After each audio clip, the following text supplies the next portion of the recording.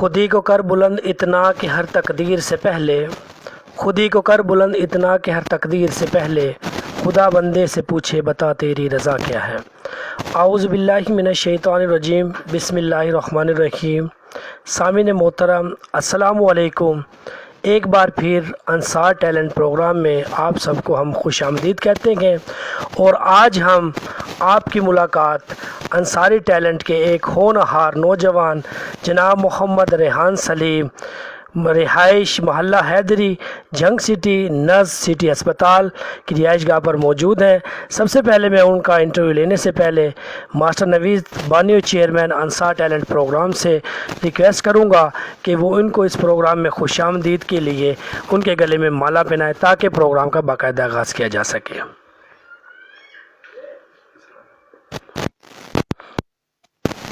बहुत शुक्रिया। प्रोग्राम को आगे लेकर चलते हैं। जैसा कि मैंने आपको बताया कि अंसार टैलेंट प्रोग्राम हम इंशाअल्लाहुल अज़ीज़ हर वो टैलेंट जो कि हमारी बिरादरी में मुख्तलिफ़ शहरों में या जंग में या इसके अलावा जितने भी पाकिस्तान या बैरून मुल्क इंशाअल्लाह अज़ीज़ जो भी बच्चे और हमारे नौजवान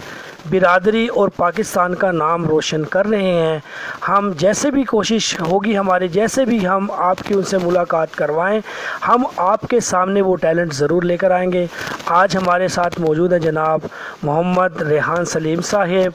इंजीनियर हैं ये।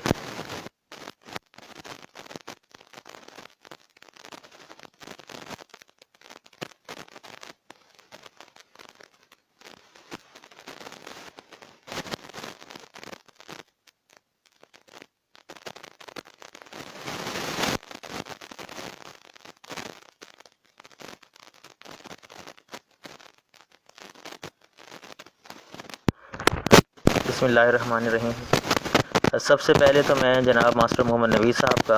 और जनाब अज़हर अहमद साहब आपका तहे दिल से मशकूर हूँ। और आप लोगों की जो गुनगू मसरूफ़ियात हैं उसमें से आप लोगों ने और अपने इस अंसार टैलेंट प्रोग्राम में इस बंदा नाचीज़ का जो इंतखाब किया है उसके लिए मैं तहे दिल से आपका मशकूर हूँ। और खुदाबंद की बारगाह में दुआ गो हूँ कि रब्बुल इज़्ज़त आप लोगों की तौफ़ीक़ात में इजाफ़ा फ़रमाए और आप लोगों की जो जज्बात हैं और आप लोगों के जो हौसले हैं और आप लोगों की जो नेक ख्वाहिशात हैं इस कौम के लिए, इस कौम के सपूत के लिए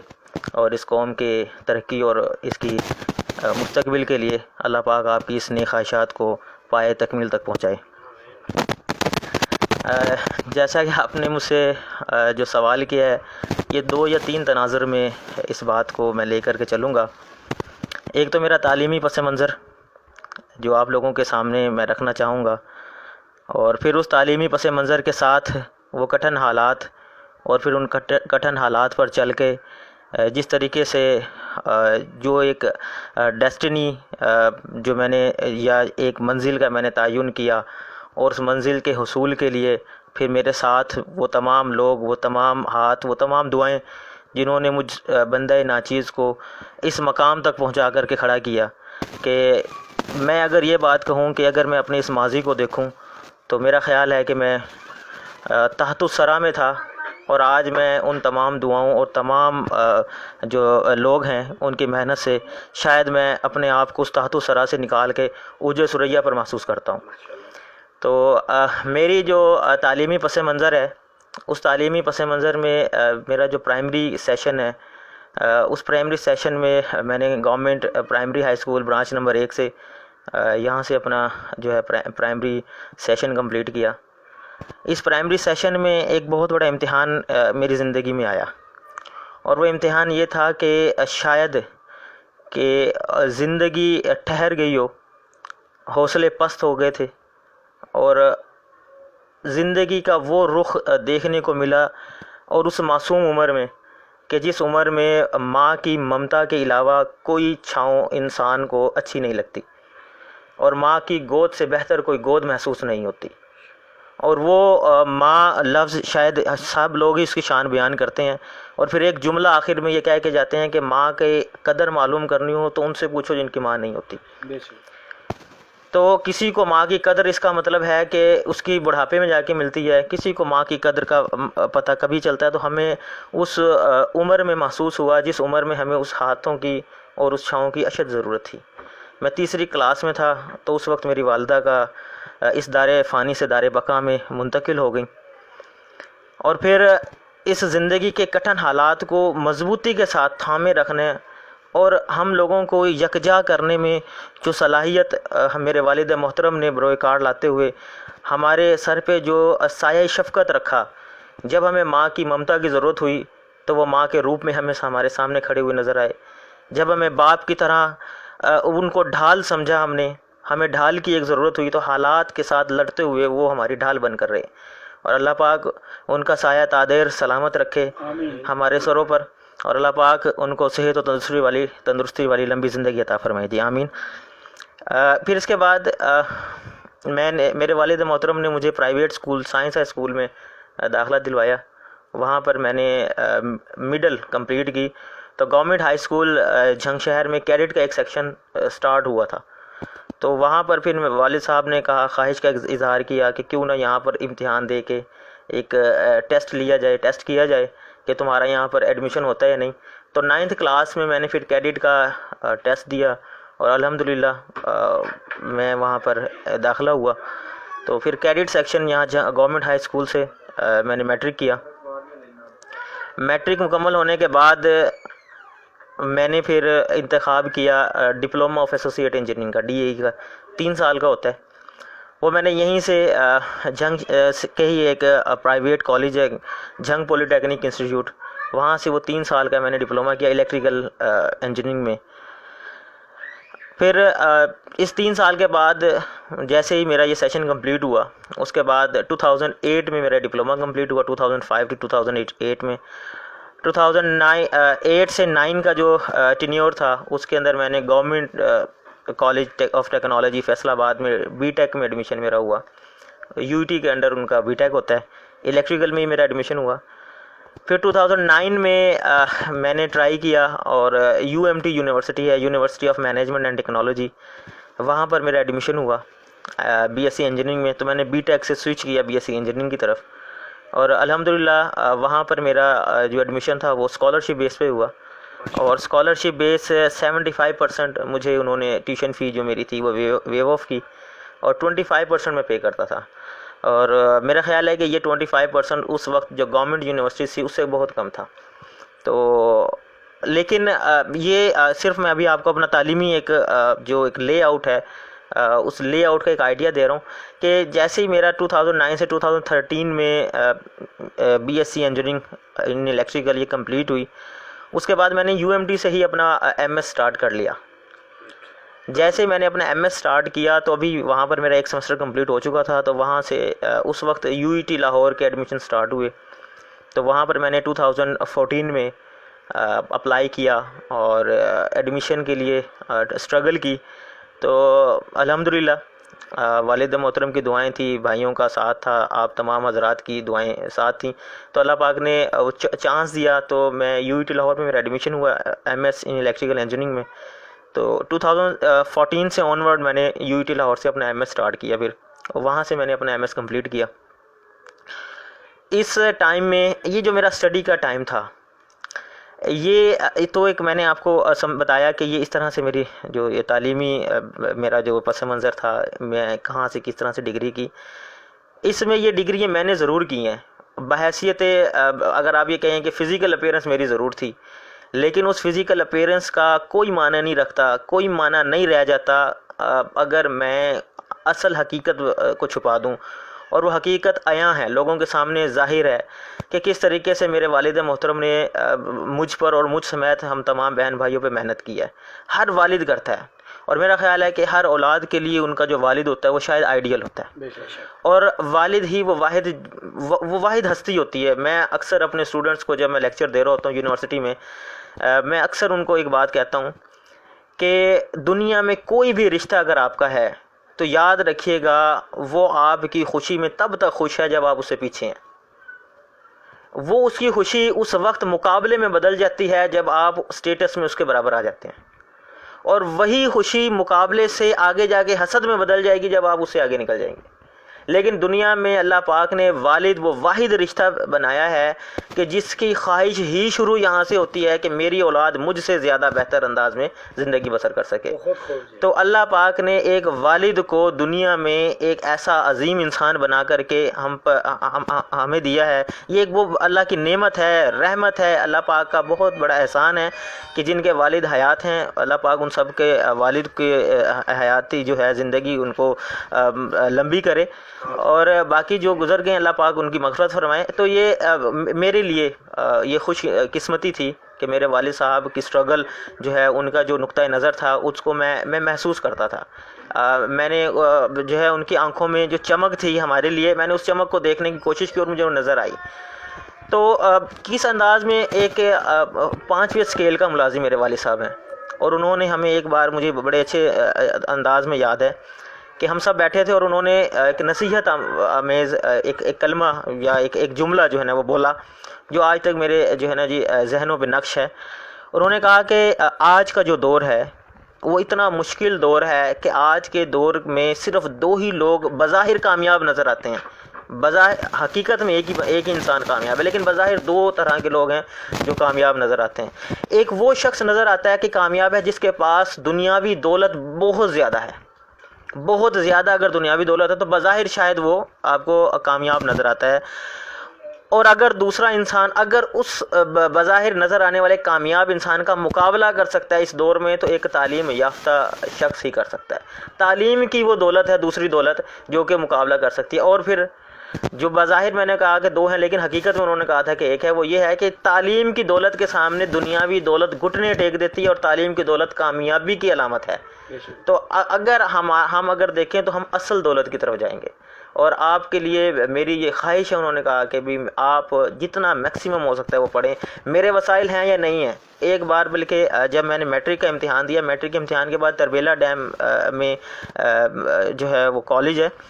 تو وہاں کے ایڈمیشنز ہوتے ہیں، ان کا اپنا ایک سسٹم ہے، وہ FSC خود ہی کرواتے ہیں، پھر انجینئرنگ کرواتے ہیں، پھر جاب کا ان کا وہیں پر ایک سیٹ اپ ہے۔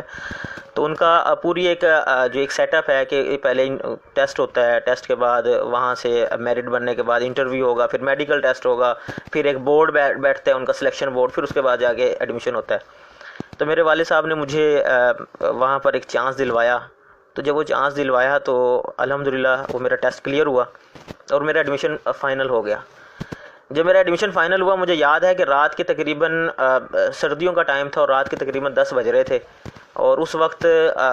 PTCL ہی کا ٹائم تھا، 2005 کی بات ہے یہ۔ موبائل فون تو شاید بہت کم لوگوں کے پاس تھے اس وقت۔ تو میں اور میرے والد صاحب PCO گئے اور وہاں سے کال کرنے کے لیے، تو ان کا نمبر انہوں نے دیا ہوا تھا، تو ہماری بات ہوئی اس وقت ان سے۔ لیٹ نائٹ میں ان کی کال آئی تھی، لیٹ نائٹ میں ہم نے ان سے رابطہ کیا۔ تو جب بات کر رہے تھے تو انہوں نے مجھ سے پوچھا کہ آپ کے والد صاحب 5ویں اسکیل کے ملازم ہیں، کیا آپ یہ اخراجات بیئر کر لیں گے؟ میں نے ہاتھ رکھا اور یہی سوال اپنے والد صاحب جو میرے ساتھ کھڑے تھے میں نے ان سے کیا۔ تو میرے والد صاحب نے ریسیور لیا، اور میں آپ کو اگر بتاؤں اس وقت میرے جذبات جو ہیں اس بات پہ، میرے والد نے کہا کہ اگر مجھے اپنا آپ بیچنا پڑا تو میں بیچ دوں گا، لیکن میں اپنی اولاد کی تعلیم پہ کمپرومائز نہیں کروں گا۔ میرے پاس جو کچھ ہے میں دینے کو تیار ہوں، لیکن اس کی پڑھائی میں کوئی رکاوٹ نہ آئے۔ یہ وہ الفاظ تھے کہ جس سے میں یہ سمجھ لیں کہ میرے آج جو جذبات ہیں، یا جو آج میں جو کچھ بھی ہوں، میں اگر والد صاحب کی دعائیں اگر نکال دوں تو میں کچھ بھی نہیں، اور شاید آئندہ بھی کبھی کچھ نہ ہوں گا۔ یہ ان کی صرف دعائیں، میری محنت شاید 10% ہے،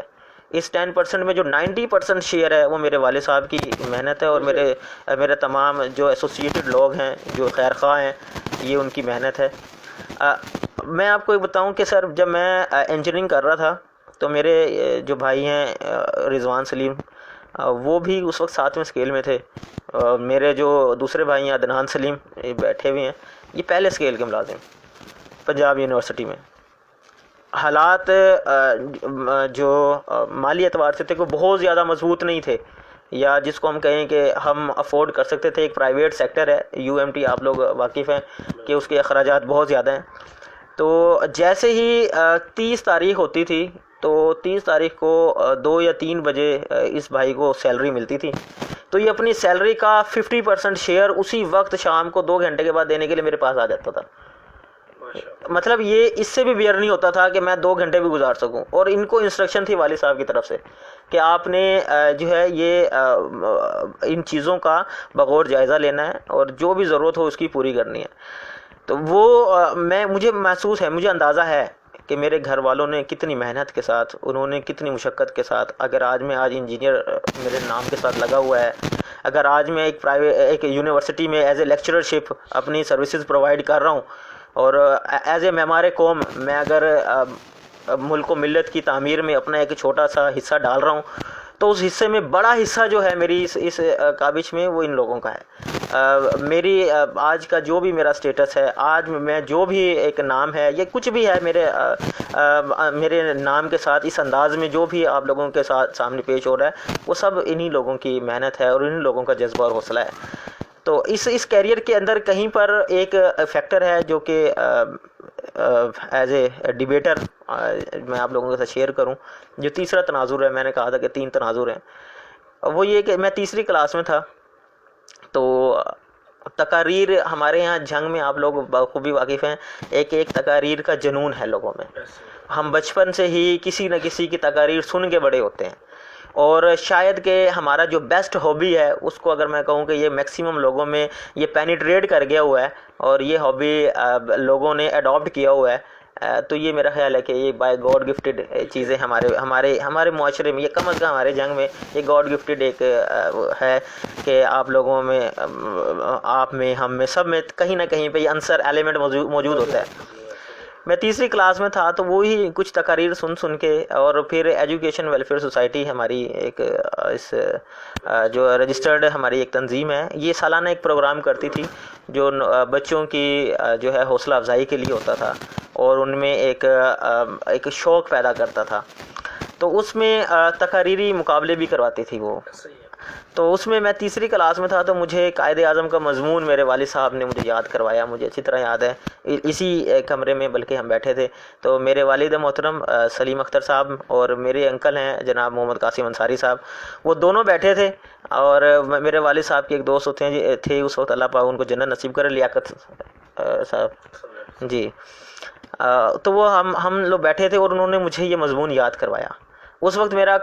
کمپٹیشن میں نے پارٹیسپیٹ نہیں کیا تھا، اعزازیہ مجھ سے وہ تقریر کروائی گئی تھی، پروگرام شروع ہوا اسی وقت میں نے وہ قائد اعظم کا مضمون سنایا تھا۔ تو وہ جب میں اسٹیج پہ گیا، اسٹیج پہ جا کر میں نے وہ تقریر سنائی اور مضمون سنایا، اور جب میں نیچے اترا تو میرے والد صاحب کو کہیں پر، میرے والد صاحب، میں آپ کو ایک بات بتاؤں کہ میرے سب سے بہتر، سب سے اچھے اور سب سے بڑے استاد ہیں، میرے رہنما بھی ہیں، میرے رہبر بھی ہیں، میرے لیے مشعل راہ بھی ہیں، اور جگنو کسی ایک مثال اگر میں دوں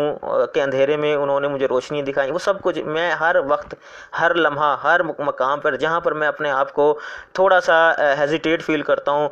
اپنے ڈیسیژن لینے میں کچھ ڈیویشن مجھے فیل ہوتی ہے کہ میں یار ڈیویٹ ہو رہا ہوں اور میں کوئی اسٹریٹ ڈیسیژن نہیں لے پا رہا، تو میرے والد صاحب میری رہنمائی فرماتے ہیں اور میرے لیے ہر قدم پر جو ہے مجھے وہ بہت مضبوط بناتے ہیں۔ تو میں نے ان کی زندگی سے بہت کچھ سیکھنے کی بھی کوشش کی ہے۔ تو معاملات اسی طریقے سے چلے کہ انہوں نے محسوس کیا میرے اس انداز کو، تو انہوں نے پھر کہا کہ نیکسٹ ٹائم سے آپ نے اس کانٹیکسٹ میں جو ہے وہ پارٹیسپیٹ بھی کرنا ہے۔ اس وقت کے بعد میں نے اس تنظیم کے جتنے بھی جو ہے وہ سالانہ مقابلہ جات ہوئے اس میں نے پارٹیسپیٹ کیا، اور الحمدللہ میں تب سے جب تک میں پارٹیسپیٹ کرتا رہا، میں نے اپنی پوزیشن، فرسٹ پوزیشن جو ہے اس کو سیکیور کی، اور وہی میری پوزیشن رہی۔ اور پھر یہی جو جنون تھا وہ چلتا ہوا، جب میں ہائی اسکول میں آیا تو ہمارے استاد محترم ہیں ہماری برادری کے، بہت ہی شفیق انسان تھے، بہت ہی نرم دل شخصیت، جناب ماسٹر محمد طاہر صاحب مرحوم، اللہ پاک ان کے درجات بلند کرے، انہوں نے میرا تعارف کروایا ہیڈ ماسٹر صاحب سے، اور یہاں پر اردو کے ایک بہت ہی اچھے استاد اسکول میں اس وقت تھے، وہ ریٹائر ہو گئے، مہدی حسن صاحب، ان سے میرا تعارف کروایا کہ یہ بچہ ہے اور یہ بچہ تقریریں کرتا ہے۔ تو مہدی حسن صاحب اس وقت ایک جو یہ پورا کمپٹیشن اور یہ تقاریر کا جو ایک سیکشن تھا وہ کنٹرول کرتے تھے۔ اس وقت وہ ایک بچے کو تیار کر چکے تھے مقابلے کے لیے، تو پھر مہدی حسن صاحب نے کہا کہ کیونکہ طاہر صاحب نے آپ کا نام آگے رکھا ہے اور میں بھی ایک بچہ تیار کر چکا ہوں، تو کیوں نہ ابھی یہیں پر کھڑے ہی ان دونوں کا مقابلہ کروا لیا جائے۔ تو مجھے بڑے اچھی طریقے سے یاد ہے کہ پھر میرا اور اس لڑکے کا مقابلہ ہوا تقریری، اور جب تقریری مقابلہ ہوا تو اس میں الحمدللہ ہیڈ ماسٹر صاحب نے اور طاہر صاحب اور مہدی صاحب تینوں نے یہ متفقہ طور پہ میری سلیکشن کی، اور انہوں نے کہا کہ نہیں، یہ بچہ جو ہے اس کو ہم اسکول کا ریپرزینٹیٹیو، یہ ریپرزینٹ کرے گا، یہ ریپرزینٹیٹیو بنے گا۔ اور پھر میں نے اسکول کی طرف سے جو ادبی مقابلہ جات ہوتے ہیں اس میں پارٹیسپیٹ کیا۔ جب میں نے اس میں پارٹیسپیٹ کیا تو الحمدللہ ڈویژن لیول تک میں جا کر کے فائٹ کی، اور ڈویژن لیول پہ جا کے اس وقت وہ جو ہمارے مقابلے ہوتے تھے وہ سٹاپ ہو جاتے تھے، تو میں نے ڈویژن لیول پہ جا کے اپنی پوزیشن سیکیور کی اور میں واپس آیا جیت کر۔ اسی اس میں پھر اقبالیات کا ایک سیشن سٹارٹ ہوا۔ اقبالیات کے اندر انیس الرحمان صاحب اور ماسٹر محمد مشتاق صاحب ہیں ہمارے، ان دونوں کے پاس یہ سیشن تھا، تو انہوں نے پھر سلیکشن کی تمام لوگوں کی۔ جب انہوں نے تمام لوگوں کی سلیکشن کی تو اس وقت بھی الحمدللہ اقبالیات میں بھی انہوں نے مجھے جو ہے وہ چوز کیا،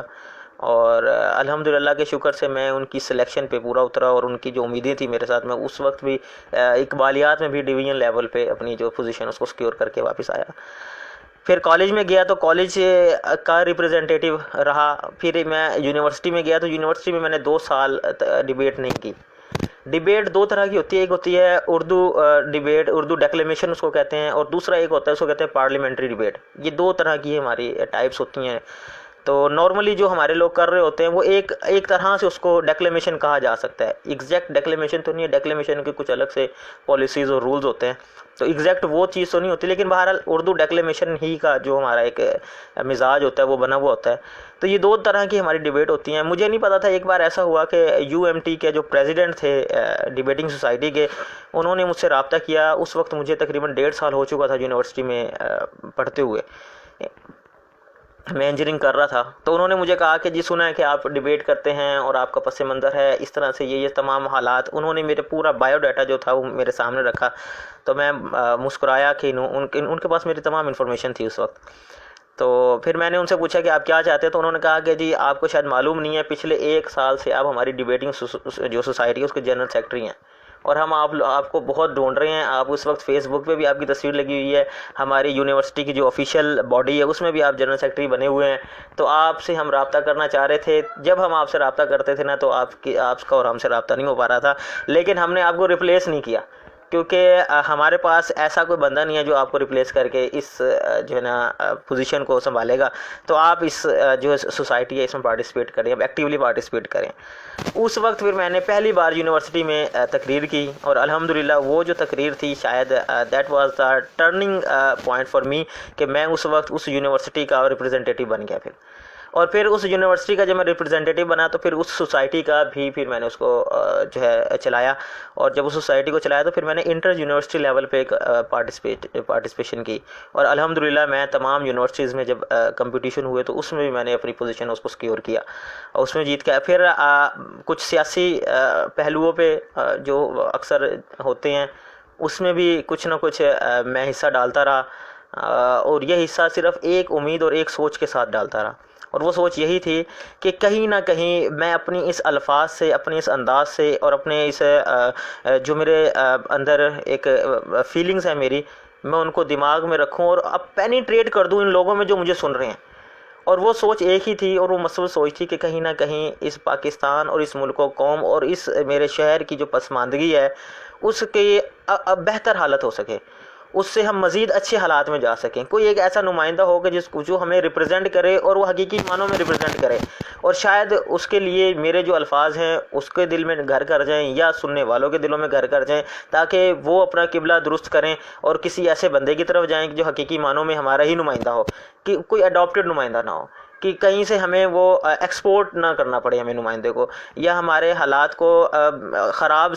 سے مزید خراب کی طرف نہ کرے۔ تو وہ کچھ سیاسی حالات میں بھی جو ہے میں نے جلسوں میں بھی پارٹیسپیٹ ضرور کیا ہے، لیکن اس کے پیچھے ایک ہی تھا، اور شاید میرا یہ ڈیبیٹنگ اور یہی انداز جو تھا مجھے اس شعبے میں لے گیا کہ میں university of management and technology میں ایز اے لیکچررشپ ابھی تک وہاں پر اپنی سروسز پرووائڈ کر رہا ہوں. اور یہی میں نے پھر سوچا کہ شاید میں کہیں پہ تقریر کر کے بہت کم لوگوں میں اپنی سوچ جو ہے وہ پینیٹریٹ کر سکتا ہوں, لیکن اگر میں اس شعبے سے منسلک رہا تو انشاءاللہ ضرور میں ایک جماعت ایسی تیار کروں گا کہ جو مثبت سوچ کے ساتھ ہوگی, جو حقیقی معنوں میں ملک پاکستان کے سپاہی ہوں گے, جو حقیقی معنوں میں اس ملک و پاکستان کے لیے جان نچھاور کرنے میں دریغ نہیں کریں گے. تو اسی جذبے کے ساتھ میں نے پھر یہ شعبہ اپنایا, اور الحمدللہ آج میرے اراؤنڈ اباؤٹ 5000 اسٹوڈنٹس ہیں جو اب تک میں پڑھا چکا ہوں, جو اب تک اور میرے ساتھ الحمدللہ سب کانٹیکٹ میں ہیں. اور اسی طرح جب میں یونیورسٹی میں پڑھا رہا تھا تو یونیورسٹی میں پھر پہلی بار ایسا ہوا کہ انہوں نے بیسٹ امپلائیز کو سلیکشن کی یونیورسٹیز میں, اور یہ پہلی بار ہی ہوا, اس سے پہلے نہیں ہوا تھا. اس پہلی بار میں آپ کو مطلب آپ سمجھ سکتے ہیں کہ جب پہلی بار کوئی کمپٹیشن ہوتا ہے تو اس وقت تمام لوگ پارٹیسپیٹ کر رہے ہوتے ہیں, اور پھر ان کی پالیسی تھی کہ جب ایک بار ایک بندہ بیسٹ امپلائی بن گیا تو 2 سال تک پھر وہ پارٹیسپیٹ نہیں کر پائے گا. تو اس کا مطلب یہ ہوا کہ اب آئندہ جیسے جیسے وہ پارٹیسپیشن ہوتی رہے گی لوگ کم ہوتے رہیں گے اور بیسٹ لوگ پیچھے جاتے رہیں گے. تو پہلی بار وہی بندہ آئے گا جو سب سے اچھا ہوگا, پھر دوسری بار 2nd نمبر والا سلیکٹ ہوگا, اور پھر اس کا مطلب پہلے 2 تو تیسری بار نہیں ہوں گے. تو اس طرح کی سلیکشن ہوئی. تو الحمدللہ پہلی بار جب یہ بیسٹ امپلائی اور یہ بیسٹ ٹیچر آپ کا جو ایوارڈ تھا وہ میرے حصے میں آیا, اور اس میں الحمدللہ آپ تمام لوگوں کی دعائیں ہیں, میرے والد صاحب کا ایک خاص جو ہے اس میں حصہ ہے, کردار ہے. تو اس طرح سے یہ ہوتا رہا ہے. اور ایک بار بلکہ مجھے یاد ہے کہ ہمارے یہاں جنگ میں 2016 کی بات ہے کہ الیکشن ہوا تھا, ضمنی الیکشن ہوا تھا. اس ضمنی الیکشن میں ہم نے اپنی برادری کو سپورٹ کیا تھا, اپنی اس قوم کو سپورٹ کیا تھا, اپنی اس قوم کی بہتری کے لیے ایک دوسرے کے ہاتھوں میں ہاتھ ڈالے تھے, اور ہم نے یہ عہد اور عزم کیا تھا کہ ہماری جو یہ قوم ہے صرف اپنی اس قوم کے لیے نہیں ہم ایک دوسرے کے ہاتھوں میں ہاتھ ڈالتے ہیں, بلکہ ہم اب اس شہر کی بقا کے لیے, ترقی کے لیے, خوشحالی کے لیے جو ایک عہد کیا ہوا ہے, ہم نے عزم مصمم کیا ہوا ہے ہم نے. اور ہمارا یہ ارادہ انشاءاللہ, ہماری یہ جو سوچ ہے یہ ہماری ابھی نہیں سوچ, ہمارے جو بزرگ ہیں انہوں نے بھی اس ملک و قوم کے لیے بہت سی قربانیاں دی ہیں. اور اب اس سے بڑی کیا مثال ہوگی کہ ہم نے اپنی گردنیں کٹوا کے اپنے بچے قربان کر کے اس ملک کی پاسبانی کی ہے. اس کی زرخیز مٹی میں ہمارا خون ہے, ہمارے بزرگوں کا خون ہے, ہماری آل اولاد اس پہ قربان ہے, ہم سب اس پہ قربان ہیں. اور ہماری اگر کوئی وفا کی کوئی اگر ضمانت ہے تو ہماری وفا کی ضمانت یہ ہے کہ ہم سب کچھ لٹا کے آئے ہیں, ہم سب کچھ لٹا رہے ہیں اور سب کچھ لٹا دیں گے. اس سے بڑی ہماری کوئی دلیل نہیں ہے, اس سے بڑے ہمارے پاس ہم نے نہ کچھ رکھا ہے, نہ ہمارے پاس ہے, نہ ہم کچھ رکھیں گے. ہم سب کو لٹانے والے ہیں, اور الحمدللہ ہم سب کو لٹا کے ہی جائیں گے. تو یہ جب وہ ہوا تو اس وقت کی جو حکومت تھی اور جو وزیر اعلیٰ تھے, ان کے جو سیکرٹری تھے وہ بھی آئے ہوئے تھے. تو انہوں نے جب میری تقریر سنی تو انہوں نے مجھ سے رابطہ کیا, اور جب رابطہ کیا تو انہوں نے نمبر اپنا میرا نمبر اپنے موبائل میں سیو کیا. تو اس کے بعد لوکل گورنمنٹ کے الیکشنز ہوئے, میئرز بنے, لارڈ میئر بنے, ڈپٹی میئر بنے. تو مجھے ایک فون آیا جب لاہور کے لارڈ میئر کرنل مبشر صاحب تھے, اور سواتی خان صاحب تھے جو میئر بنے تھے اپنے علاقے کے, اور پھر وہ سینئر جو ہے وہ میئر رہے, اور immediate after the position of colonel Mubashir وہی ہینڈل کر رہے تھے. ان کا مجھے فون آیا, اور میں نے جب کال اٹینڈ کی تو انہوں نے کہا کہ آج ہماری حلف برداری ہے لاہور کی, تمام میئرز, ڈپٹی میئرز کی اور لارڈ میئر کی, تو آپ ٹاؤن ہال میں آئیں. تو میں وہاں ٹاؤن ہال میں گیا تو انہوں نے میرا تمام ڈپٹی میئر اور میئر سے اور لارڈ میئر سے جو ہے انٹروڈکشن کروایا, انہوں نے میرے بارے میں بتایا. تو پھر انہوں نے لارڈ میئر کے سامنے یہ ریکویسٹ پٹ کی کہ ہم چاہتے ہیں کہ یہ جو ان کا انداز ہے اور ان کے جو الفاظ ہیں وہ آپ لوگ بھی سنیں. تو اس حلف برداری میں پھر میری تقریر ہوئی, اور میں نے وہاں پر بھی ٹاؤن ہال میں جو ہے ریپرزینٹ کیا, اور میرا نام بھی اس وقت بھی انجینئر محمد ریحان سلیم انصاری صاحب کر کے بلایا گیا. تو مجھے فخر ہے اپنی اس قوم پر بھی, اور مجھے فخر ہے کہ اللہ پاک نے مجھے اس انصار کا مطلب نصرت, اور نصرت کا مطلب قربانی سے نکلے ہیں ہم لوگ, اور ہم قربانی دینے والے ہیں. تو الحمدللہ, اور پھر یہ رابطہ میرا ان کے ساتھ رہا, مسلسل رہا. تو الحمدللہ جی, آپ لوگوں کی دعائیں ہیں. یہ ایک مختصر سا سفر ہے جو میں نے آپ لوگوں کے سامنے رکھا ہے.